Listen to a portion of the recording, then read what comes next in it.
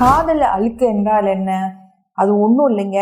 உடம்புல எங்கெங்கே தோல் இருக்குதோ அங்கே எல்லாமே வந்து டெட் ஸ்கின் செல்ஸ் ஃபார்ம் ஆக வாய்ப்பு இருக்குது இல்லையா?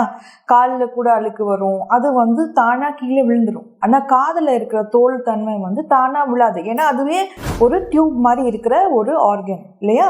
ஸோ அந்த டியூப் மாதிரி இருக்கிற ஆர்கனில் அந்த அழுக்கு கொஞ்சம் கொஞ்சமாக தான் வெளியில் வரும். ஸோ அந்த அழுக்குனால ஒன்றும் பிரச்சனை வராது. பட் ஆனால் நீங்கள் தானாக வெளியில் வர அழுக்க நீங்களே அதை போட்டு எடுக்கிறேன், க்ளீன் பண்ணுறேன் அப்படின்னு சொல்லி நீங்கள் காம்ப்ளிகேட் பண்ணாதீங்க. மற்ற ஒரு செக்ரேஷன்ஸ், அதாவது வேர்வையோ இல்லை தண்ணியோ, அதெல்லாம் போய் மிக்ஸ் ஆகுறப்ப அது கொஞ்சம் கோந்து மாதிரி வேக்ஸ் மாதிரி ஆகுது. அதுதான் year wax. It is a completely normal phenomenon. அதை பற்றி நம்ம பயப்பட தேவையில்லை. அது தானாக வெளியில் வந்துடும். வரலன்னா கூட எங்கேயாவது கிளினிஷியன்ஸ், உங்கள் டாக்டர்ஸ் யாரும் தெரியுமோ அவங்க கிட்ட போய் க்ளீன் பண்ணிடுங்க.